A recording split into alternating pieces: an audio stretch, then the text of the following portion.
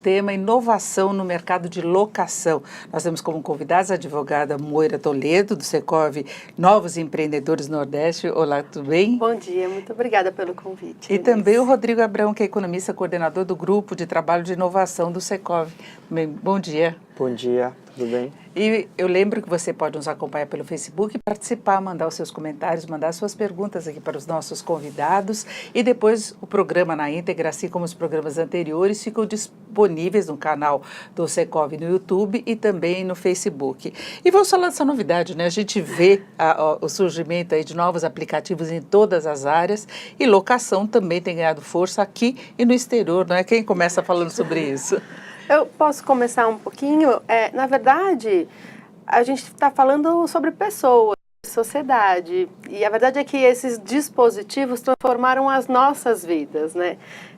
Desde o surgimento do iPhone, a gente tem na nossa mão, e ele que de fato impactou o nosso novo modo de viver, porque ele trouxe num dispositivo que você carrega com você para todos os lugares, o mundo. E a possibilidade de você interagir com esse mundo todo. Então, é natural que isso se espraie agora para todos os mercados. E a locação não pode ficar de fora disso, né? Exatamente. E a pessoa tem a oportunidade de ver, que a gente falava antigamente de locação, especialmente imóvel temporada, a pessoa não sabia como é que era a foto, como é que ela identificava o imóvel. Qual o nível de segurança de uma locação que é feita através de meios digitais?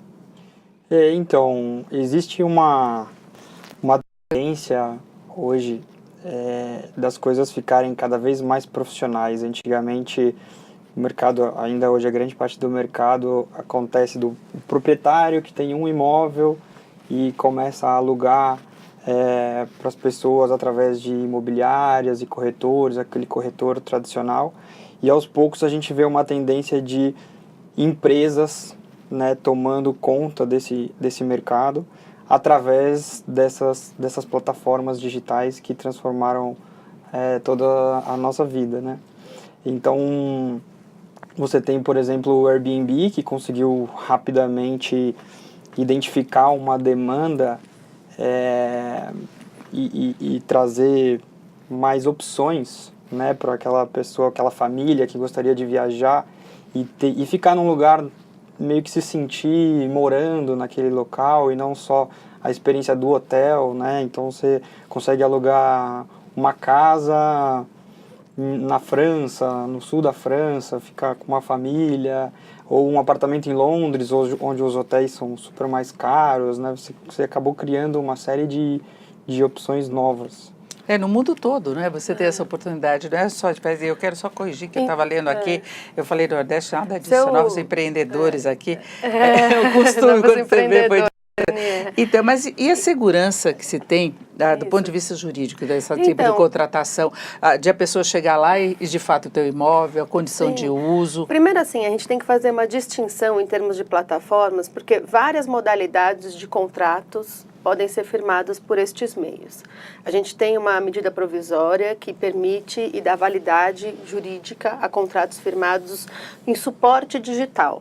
Então, ainda que você utilize um suporte digital, um suporte eletrônico ou um suporte de papel, em termos jurídicos você teria um contrato desde que você tenha o que é inerente ao contrato, que é um acordo de vontades para produzir um determinado fim em relação ao direito. Então, em termos jurídicos, tem validade total. O que acontece? A gente está muito acostumado a trabalhar com papel. E aí, com papel, a gente utiliza lá uma série de critérios, a gente traçou e criou uma expertise para a questão da segurança. Então, tem uma série de checagens, você pede um documento, você pede para reconhecer firma e utiliza aquele selo, mas a gente sabe que também isso pode ser passível de uma eventual fraude, de algum problema. Locação temporada, muitas vezes a pessoa nem tinha isso, né? Você tem que tomar cuidado, exato. E na locação por temporada você nem tinha esse grau de exigência. No digital, você tem possibilidade de mais do que isso. Lógico que a gente está num momento de transição e aprendendo a lidar com esses meios, mas a verdade é que a gente deixa uma série de rastros no mundo digital muito maiores do que aqueles até do físico. É muito mais... O mecanismo que eu uso, o e-mail que eu uso todos os dias para me comunicar com o mundo, porque a gente acaba usando um endereço de e-mail para se comunicar com o mundo, dá traços sobre o meu modo de ser, sobre as coisas que eu gosto e dá informações, dados muito mais precisos do que aquele reconhecimento de firma antigo e a minha própria assinatura.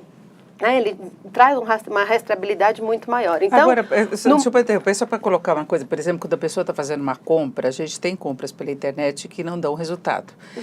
Esse tipo de risco no mercado de locação ou há um controle maior em relação à veracidade do que se coloca aí numa divulgação? Na verdade, como eu disse, tem vários tipos de contrato e tem vários tipos de plataforma. Eu acho que um grande problema é sempre a gente querer generalizar. Por exemplo, locações feitas por aplicativos. Mas qual aplicativo? Mas que tipo de locação? Eu posso ter uma empresa tradicional, mas com tecnologia, que faça alocações tradicionais ou residenciais de 30 meses, aquela mais comum da lei, feita por um modo digital, via plataforma eletrônica, via um aplicativo, com aquela mesma situação onde ela conferiu uma série de coisas e se responsabilizou por esse imóvel disponível. Eu posso ter uma outra plataforma só de encontro de pessoas, onde a plataforma já coloca nos termos de uso, olha, eu não sou responsável pela publicidade do que está aí, ou pelo negócio, ou pelo imóvel que está aí disponível. Eu só estou promovendo esse encontro, que é um lugar de encontros via minha plataforma. Então, isso tem que ser checado e tem que se ver porque é natural que, com o tempo, só vai vingar a plataforma que dê confiança aos usuários. Então, todas essas plataformas, elas têm essa preocupação com segurança. Então, ainda que ela não esteja definitivamente controlando a oferta, ela tenta buscar meios para garantir essa segurança. Então, com o desenvolvimento delas, isso vai chegar num nível bem, bem interessante. Nós temos uma pergunta. Pode completar. Para a gente não sair do assunto, essa profissionalização que antes era de pessoas para pessoas, passando para empresa, isso dá muita segurança, né, e muito mais tranquilidade para quem está alugando, não só na locação de temporada, mas na locação mesmo. Não se preocupa quem vai arrumar o problema do apartamento quando você estiver lá, o chuveiro não esquenta mais, você teve um problema elétrico. Aquela empresa já se coloca como isso aqui eu que cuido, eu que vou tomar conta disso. Para você ficar tranquilo, sabe, né? Não é aquilo que incomoda o proprietário, incomoda o inquilino. A questão da garantia do contrato de locação. Acho que o Quinto Andar é uma empresa que revolucionou essa parte da garantia, no sentido de que ele garante, né? Ele que se vira com isso, e o inquilino não tem que se preocupar, ele está se mudando, ele está chegando numa cidade nova, ele não tem nenhum fiador ali, ele não quer ter o custo do seguro fiança, ele tem o Quinto Andar que vem e garante ele diretamente. Então, isso tudo deixa acho que a experiência da locação muito mais tranquila, e você fica mais tranquilo também de fazer isso por vias digitais, né? Então, acho que antigamente, o número levava 40 dias para uma pessoa que quer alugar terminar de fazer a locação, e o Quinto Andar, por exemplo, tem uma média de 4 dias da pessoa começar a procurar o imóvel e fechar a locação. Porque tem disponível, inclusive, vários imóveis para você escolher. Agora, a gente tem uma pergunta específica aqui da Mariana Berbel, que é da Imobiliária Tecard. Ela pergunta como funciona a validação de um contrato digital juridicamente. Como posso recorrer em caso de inadimplência do cliente? É um contrato, como qualquer outro. A gente tem feito isso, ido a juízo, promovido eventuais cobranças e tudo mais, sem nenhum questionamento. Nem o próprio locatário questiona o contrato que ele celebrou eletronicamente, porque ele sabe que de fato ele celebrou e assinou lá por conta do e-mail dele, porque o que você assina, o que muda é isso. Ao invés de assinar escrevendo, você assina com esse rastro eletrônico que você deixa por conta do seu e-mail. Eventualmente, tem empresas que associam recursos biométricos de foto, selfie e eventuais outros para ampliar a segurança em termos de autenticidade de quem foi que assinou aquele documento, mas tem validade jurídica plena. A cobrança é comum, é a mesma cobrança que a gente faz no mundo analógico. Acabou estabelecendo um novo mercado, não é? Porque as pessoas, por exemplo, quando viajavam para a Europa, para os Estados Unidos, para qualquer lugar, era muito difícil você saber como eu vou alugar um imóvel em um outro país. Agora você tem o acesso direto. Sim. É um novo mercado que corre em paralelo aos hotéis, a rede hoteleira. Né? E a questão da confiança é tão interessante que essas plataformas têm essa preocupação até para a própria existência e divulgação e crescimento dessas plataformas, que você confia tanto no que ela produz e é sempre a mesma experiência em qualquer lugar do mundo que você fica fiel à plataforma, né? Então você vai para os Estados Unidos, você usa aquela plataforma porque você gosta dela. Você vai para a França, você quer aquela plataforma porque você gosta dela. Você já sabe o que esperar dela. Que funciona bem, né? Você tem essa segurança de que vai ficar... Veja o exemplo do Uber, né? Você vai para qualquer lugar do mundo e usa o Uber porque você confia. Da mesma maneira, ele não sabe exatamente, ele, assim, enfim... Você tem. Agora você pede alimentos em casa, você pede desse jeito, compras, você faz. E o aluguel fica junto. Agora, é uma alternativa para as imobiliárias, de modo geral, as empresas que operam na área para facilitar? Eu digo assim, que as empresas, de modo geral, elas têm uma sorte que a gente está num mundo híbrido.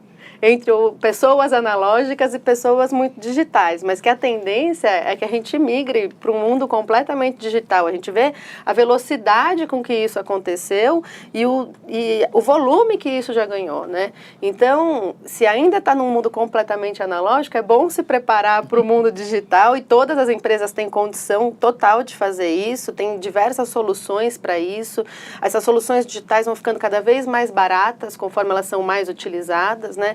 Então, vale a pena investimento nesse sentido e migrar para este mundo, porque no futuro, certamente, eu fico, assim, confiante em dizer que as relações vão se dar num âmbito mais digital. Muito mais ágeis, né? Sim, muito mais ágil. Relações desse tipo, o contato pessoal vai existir, mas para outros momentos. O Rodrigo falava, eu queria até acrescentar, Rodrigo, que você falou da fiança, que eu achei um negócio interessante. Isso é no caso de locação tradicional, não só para temporada, você pode ultrapassar aquelas barreiras, que é sempre uma dificuldade, né? O problema de fiador é um drama para a maior parte dos inquilinos para conseguir o imóvel, Com né? certeza. O que o Quinto Andar coloca é que eles fazem uma análise de crédito profunda a ponto de aceitar ser o garantidor, né? E eles, na parte deles, têm um seguro do Quinto Andar também, que eventualmente cobre qualquer prejuízo. Agora, o inquilino não se expõe, né? E nem o proprietário. A empresa se coloca aí para tirar essa barreira que realmente incomoda, ela resolve o problema ali. Porque muitas vezes até o seguro é meio complicado no aluguel tradicional, né? Sim, na verdade o seguro, ele é uma boa garantia, mas ele tem um custo, né? E tem gente que não tem condição de pagar esse custo, ou também até que não tem disponibilidade ou interesse disso, ou que não tem uma ficha aprovada por uma seguradora. Pode acontecer. Não tem dinheiro por depósito também, né? Se vem uma pessoa de outro país para morar aqui, se ele não tiver nenhum vínculo no país, pode ser que ele não tenha a ficha aprovada pela seguradora. Isso pode acontecer, embora ele possa ter dinheiro para fazer o depósito. Exatamente. Então, é muito interessante esse nível de concorrência, porque abre a gama de possibilidades em termos de garantias locatícias. Hoje a gente, além da própria imobiliária garantir, que tem algumas praticando este modelo, nós temos garantias fixadas em cartão de crédito, que também tem se difundido, o próprio depósito calção está ganhando espaço, o título de capitalização, que muitas seguradoras também dão como opção, ao invés do seguro-fiança tradicional, novos modelos de seguro-fiança tradicional, que são mensalizados, que têm coberturas mais limitadas, mas que servem para aquela finalidade e que tem um custo com isso menor. Então, assim, essa concorrência tem sido muito interessante nesse aspecto de trazer muitas outras opções. E a gente tem que deixar o mercado se ajustar. Hoje, a lei do inquilinato, ela traz um limite, né, entre as garantias, possíveis garantias que você pode exigir num contrato de locação. E eu fico pensando se isso hoje ainda faz sentido, que é uma lei de 1991, e agora o mercado ganhou um grau de maturidade que para que eu preciso limitar os modelos de garantia? Não seria melhor deixar isso aberto e as partes escolhem, né? É porque antes você tinha essa restrição para tirar o inquilino também, Sim. né? Tem uma flexibilidade maior. Os inquilinos mudam mais facilmente também. Você não tem aquele apego de a pessoa alugar o imóvel e ficar décadas morando no mesmo lugar, né? Olha como é interessante o que o diploma legal pode fazer num mercado, porque a gente tinha uma legislação anterior à de 91 que protegia demasiadamente os locatários e por conta disso o problema era esse, você não conseguia tirar, brincam, naquela época que era mais fácil desfazer o casamento do que tirar um inquilino. O imóvel e com isso que aconteceu, o investimento privado e a locação depende de investimento privado no nosso país, não fazia nessa área, porque fala, putz, qual o retorno, qual o risco? Porque investimento privado depende de análise, de conhecer a regra do jogo, né, e de saber qual o jogo que vai jogar, e se ele é interessante para ele ou não. Então, na hora que a lei facilita a retomada, o que ela faz? Amplia as ofertas. Porque todo mundo começa a investir, porque o mercado passa a ser interessante. Quem passa a ficar protegido? O locatário. Porque ele tem mais ofertas, diante de mais ofertas ele pode fazer escolhas. Até preço, né? Ele tem menor preço, ele pode negociar melhor com o locador. Então, assim, aquela inteligência de 1991, talvez agora a gente já tenha maturidade de mercado para liberar um pouco mais isso e permitir que as partes, sabe, decidam com um pouquinho mais de autonomia a sua relação contratual. Eu tenho aqui uma pergunta da Isabelle Mares, ela diz que meu nome é Raquel. Ela está, acho que no nome do outro. Eu estou entrando no mercado imobiliário agora. Para mim, tudo é novo. Gostaria de saber qual a diferença entre o digital e o analógico. Isso começando básico. Eu fiz uma brincadeira entre digital e analógico, mas quando eu me referi a analógico, é o contrato escrito. É o tradicional. Tradicional, assinado com firma reconhecida. É isso que eu estou chamando de analógico. E digital já é o eletrônico, onde você assina por meio de plataformas. Tem várias empresas que ofertam soluções desse sentido, e você ali por meios eletrônicos, com reconhecimento facial, outros recursos de biometria, ou o próprio e-mail com senha e também, enfim, tokens. Cada empresa dimensiona e estabelece a sua segurança em termos de autenticidade. Agora tem um outro lado que eu acho que vale colocar a questão jurídica, porque você acabou estabelecendo aí um mercado em que muitas vezes a pessoa sai do próprio imóvel dela para ganhar em época de temporada e aluga o imóvel. E tem alguns condomínios que estão querendo restringir isso. A gente já tem até disputas jurídicas em relação a isso. Há alguma definição? Como é que é o procedimento? Porque os prédios, os condomínios, eles questionam a questão de segurança, porque eles não sabem quem vai estar alugando o imóvel do vizinho, por exemplo. É uma verdade. Eu acho que assim, essas empresas, elas se lançaram, elas identificaram uma demanda, mas começou a incomodar algumas pessoas, né? Então, acho que a principal defesa para os condomínios é que o imóvel residencial, ele não é feito para ser utilizado como um hotel, de hotelaria e fins comerciais. Ele tem o intuito de ser residencial. Quando você aumenta o fluxo daquele prédio, você tem até a questão dos bombeiros, que já é da prefeitura, que começa a criar dificuldades. E isso é uma questão normal. Poxa, o morador que está ali também, ele tem todo o direito de querer se defender ou de não concordar, e nas reuniões de condomínio, que sempre são coisas bem animadoras, estão cada vez mais agitadas.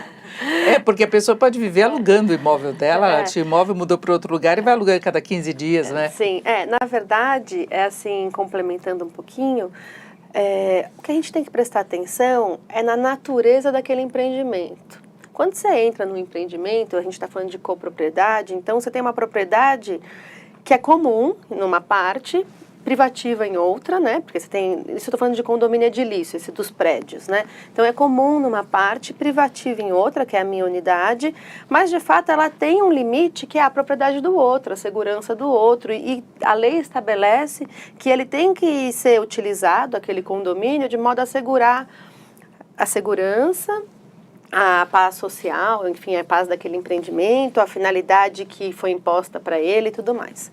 E aí, nisso, o que o Rodrigo colocou, que tem alguns empreendimentos que são, já nas convenções são previstos que eles só podem ser utilizados para fins exclusivamente residenciais. E aí o questionamento é, mas essa alocação de 15 dias, de 5 dias, isso é exclusivamente residencial? Porque o que é exclusivamente residencial, né? Não depende de um prolongamento no tempo. Como é uma fase nova do isso? mercado, né? Como lidar com Agora, isso. tem empreendimentos que são concebidos para isso. Aí sim. Por exemplo, tem empreendimentos que são instituídos com o mesmo tipo de regra, mas são feitos ao lado do metrô. Por exemplo, nós temos um grande empreendimento no Brás, perto do metrô, no Brás, que a gente é um polo, onde as pessoas vêm para passar segunda, terça, quarta e quinta, vêm para fazer compras para levar para cidades, e é um polo importante, e elas preferem ficar em apartamentos. Só que o prédio todo já é pensado para isso, então ele já tem segurança para isso, ele tem acessibilidade nas unidades diferente, ele tem controle diferente embaixo, a piscina tem um funcionamento diferente, já tem uma regra, às vezes, de um exame médico, de alguma coisa desse tipo, então o prédio tem regras específicas para isso. Eu acho que o que incomoda mais é a rotatividade, né? Porque normalmente os apartamentos podem ser alugados, mas o problema é você alugar com muita frequência e cada dia você tem um vizinho e começa a incomodar o prédio, né? Acho que o problema é quebrar a natureza do negócio, do empreendimento, entendeu? Acho que a Moira colocou muito bem. Vieram essas empresas, identificaram a demanda. E aí, com isso, surgiram os conflitos. E agora a gente está nesse exato momento de que as empresas vão tomar conta e já projetar, sabendo dessa demanda, projetar o empreendimento já para isso, né? Então, mas os tradicionais... E isso acontece, por exemplo, na Europa, que você consegue alugar apartamentos fantásticos, né? Sim. A pessoa até brinca um pouco com isso, que é a oportunidade de ficar num lugar diferente, né? E mais tradicional na própria cidade onde vai, deve ter esse tipo de problema também, né? Eu acho que os tradicionais vão ficar, a decisão é dos condomínios. Isso, cada condomínio mesmo vai escolher democraticamente que caminho que o prédio quer seguir. E quem não aceitar, acho que vai acabar saindo, né? É perfeito. Alguns vão seguir um caminho. É que nem a história de ter cachorro e não ter cachorro. Isso, o condomínio decide. Há restrições, mas é isso. Eu quero cachorro, não quero entrar no elevador. Exatamente. Só para entrar fora da porta do fundo. É isso. Nós temos uma outra pergunta aqui, é do Antônio Campos Júnior. Ele falou em relação à vistoria de entrada, como podemos obter a validação digital, sendo que a maioria dos locatários não possuem o eCPF? Na verdade, você não precisa de eCPF para assinatura digital. Nós temos uma distinção entre a assinatura eletrônica e a assinatura digital.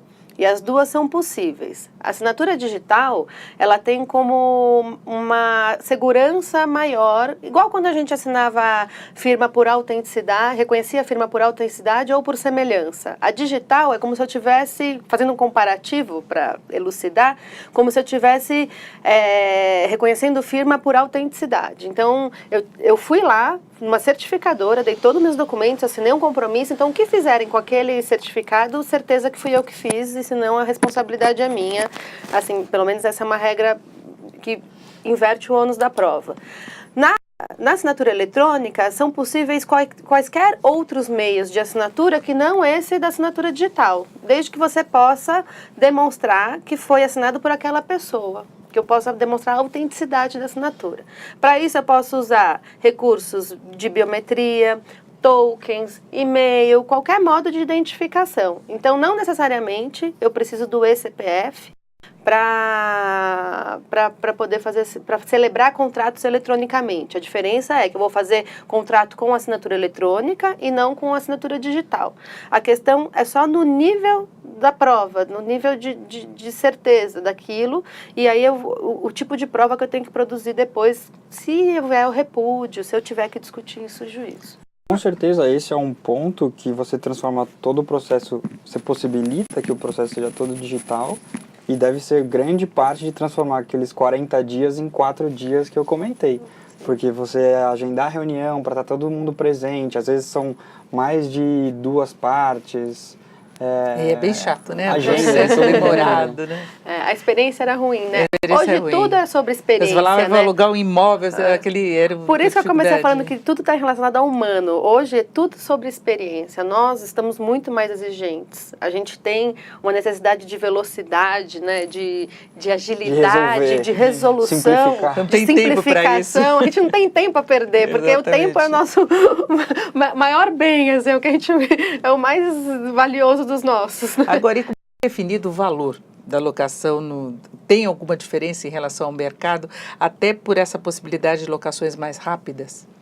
Alterou um pouco o padrão? Como é que define? Então, você quer falar? Tem alguma orientação dos aplicativos? Porque assim, conforme essas plataformas vão crescendo, elas começam a criar uma base de dados própria, né? Hoje, os portais que a gente está acostumado hoje, o Zap Imóveis, Imóvel Web, Viva Real, eles têm ali os anúncios, né? Eles funcionam como um ambiente de mídia, você conecta, mas eles não acompanham o processo até o desfecho. Então, eles não sabem aonde que terminou a negociação, nem se terminou ou não.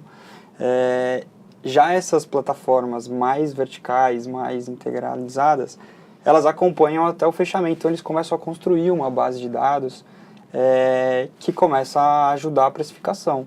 Eu acho isso bem interessante, porque as coisas hoje são bem mais, assim, tem que perguntar, você chega lá na portaria do prédio, pergunta quantos apartamentos tem para alugar, né? Ainda acontece muito isso. Acho que aos poucos essas bases de dados vão sendo construídas e vão fazer toda a diferença na precificação. Eu pensava nisso também, em questão de imóvel para temporada, porque a minha família mora no interior e tradicionalmente você tem interior aquelas chácaras para alugar, você aluga por alguns dias, aluga por um dia só. Quando você entra no aplicativo, você começa a concorrer com outras cidades.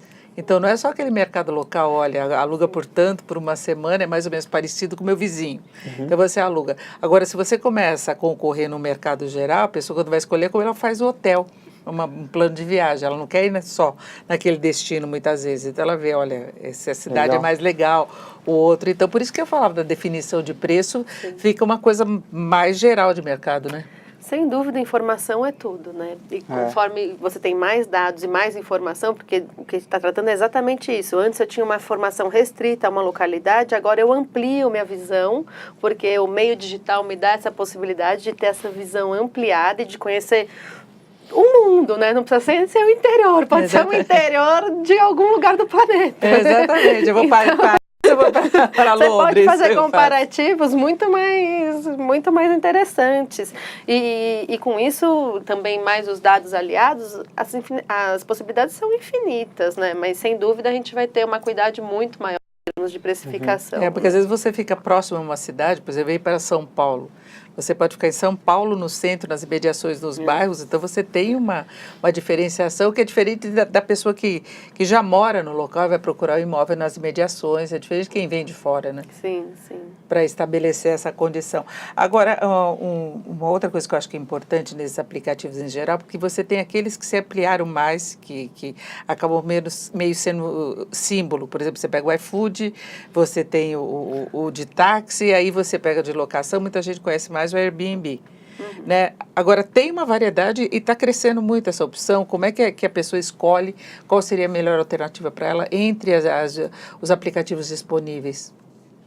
Eu acho que é um negócio bem local, começa a surgir aos poucos, é o que a Moira falou. Às vezes você vai para os Estados Unidos, tem uma plataforma que você prefere ir lá, tem a outra que você prefere em outro lugar, né? Mas ainda são as grandes, né? É aquele efeito de rede, né? Tipo o Facebook, ela começa a crescer, tá tudo ali, então o pessoal acaba conhecendo essa primeiro. E é ela que quebrou o paradigma. Depois, aos poucos, vão surgindo as outras. Eu acho que a gente está nesse momento de surgir as outras.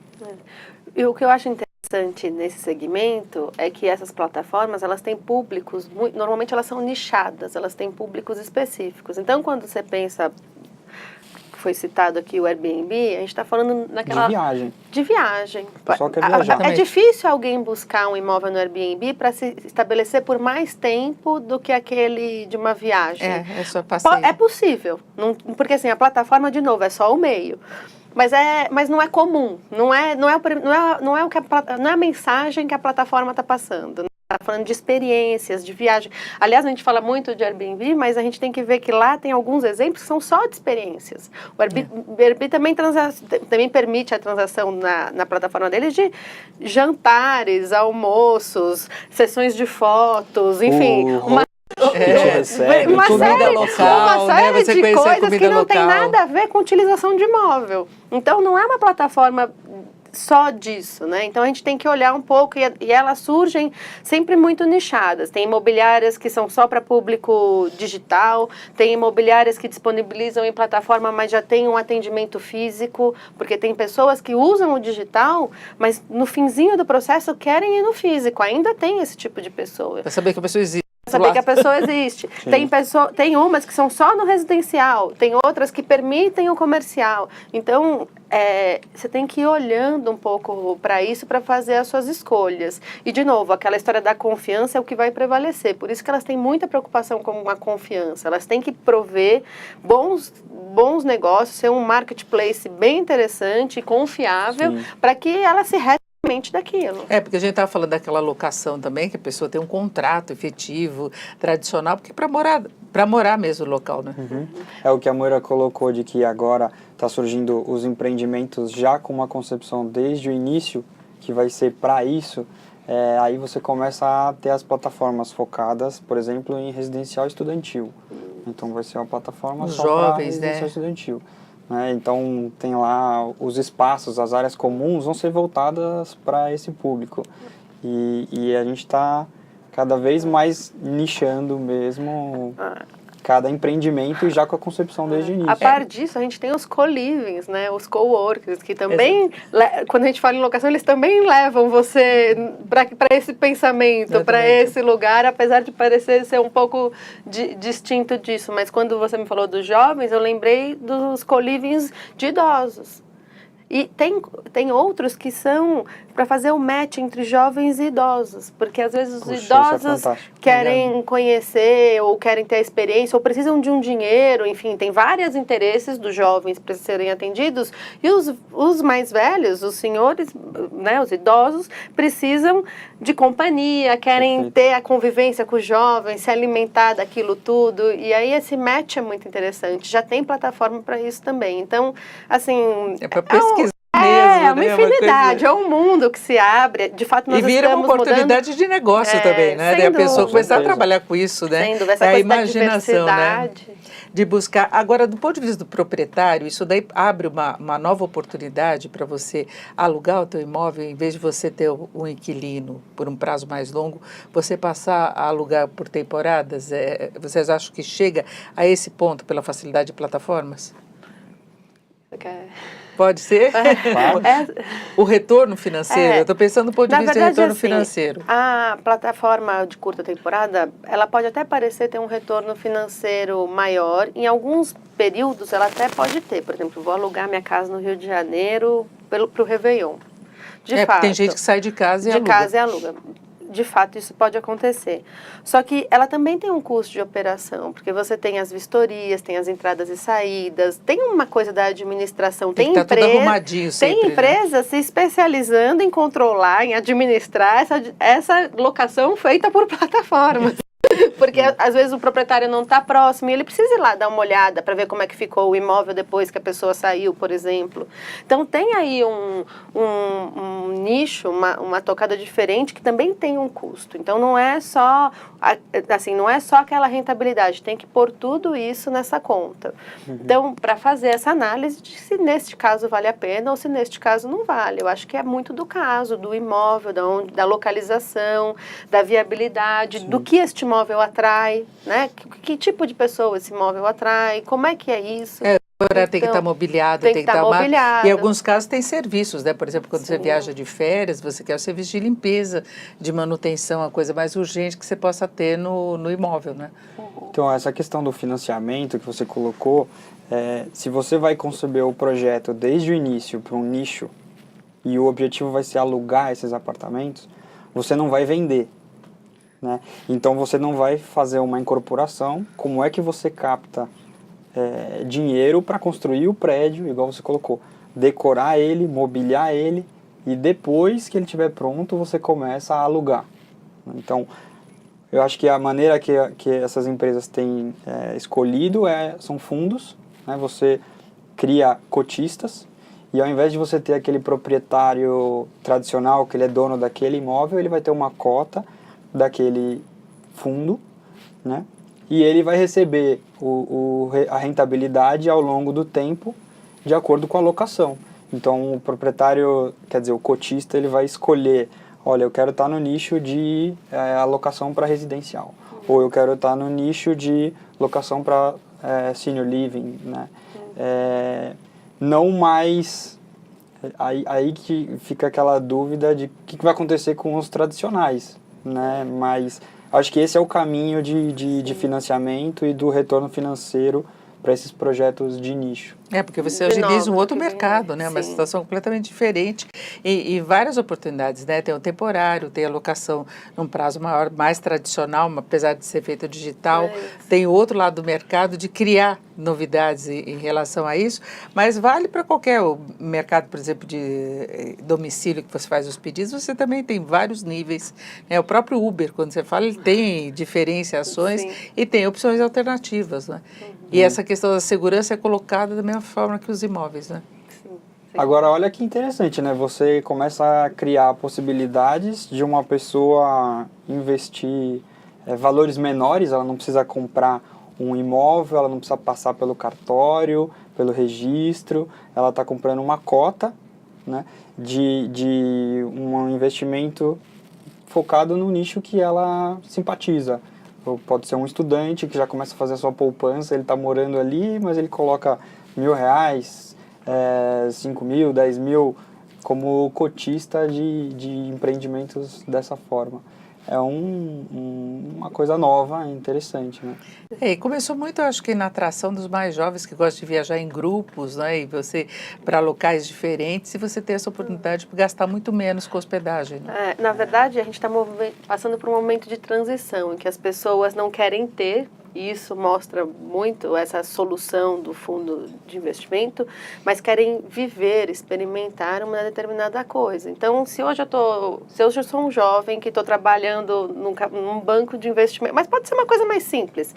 Por aqui na Faria Lima, eu quero morar aqui. Quanto custa morar aqui? Então, vou morar num pequeno, alugado, num tipo desse, para ser perto. Ou então, se eu sou um idoso e estou buscando um tratamento, alguma coisa, eu vou morar ali perto do hospital. Mas por quanto tempo? Talvez eu fique lá 6 meses, ou nem tudo isso, Exatamente. ou fique menos tempo. E as pessoas vão mudando nisso. Depois esse próprio idoso quer sair, quer ir para o interior para ficar lá e experimentar uma outra coisa. Então, as pessoas estão querendo viver coisas mais do que ter coisas, e daí o fundo, de fato, se revela como uma tendência, assim, eu acredito muito nessa. Mas eu falar, por exemplo, de oportunidade de tempo, eu conheço, por exemplo, pessoas que têm a casa em Miami, utiliza durante determinado período e aluga no restante do ano usando o aplicativo. O timeshare, né? Não só o timeshare, é uma forma de financiar né? o teu imóvel. Você quer ter uma casa lá para passear quando você quer, você coloca ele no pool depois. Coloca no pool durante o período que você não está usando. Então, é uma oportunidade de agilizar o mercado de locação de várias formas. Não é só trocar, como a gente falava, o tipo de contrato. Né? Não, e tem a história do custo. Isso resolve o problema de muita gente, né? A gente sabe que o nosso país ainda tem um déficit habitacional, principal, que aqui no centro não, na parte mais centralizada isso é menor, e isso acaba fazendo com que as pessoas vão morar mais nas periferias. Se você tiver um problema de custo resolvido e oportunidades mais próximas, e as pessoas trabalhando próximo do trabalho, como é que isso não pode se operacionalizar, reduzindo garantias, melhorando a experiência? deixando as pessoas, esse mercado se autorregular.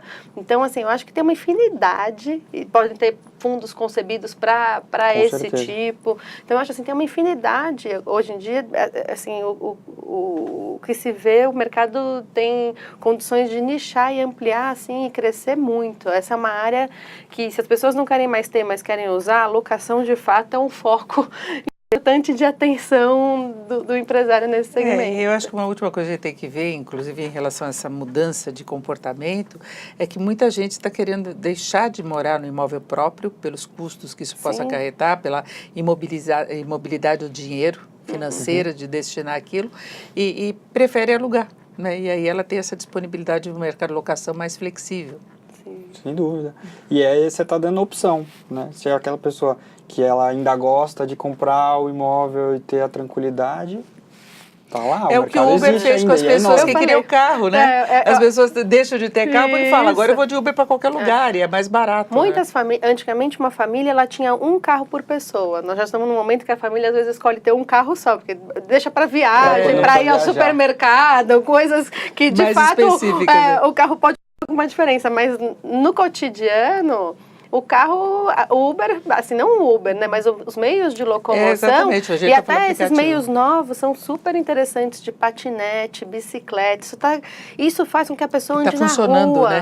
E aí, com isso, ela convive mais com a cidade, a fachada dos prédios passa a ter outra função. Então, eu acho assim, isso tende a fazer com que nossa cidade seja um local de convivência mesmo, né? Porque você tá lá, você não tá mais trancado no seu carro, entra trancado no apartamento, isolado né? do mundo. Você começa a diluir um pouco estes muros e trazer de novo esse sentido de convivência, de cidade, porque cidade é feita de pessoas, né? Esse tem que ser o foco. E a rapidez, e você não fica na dependência nem mesmo de transporte coletivo, transporte público, né? E a experiência, né, de novo, porque você acordar de manhã e ter o vento na cara e chegar no escritório já às vezes com exercício feito, é muito mais divertido e agradável. Fala, vou experimentar isso daí. Interessante.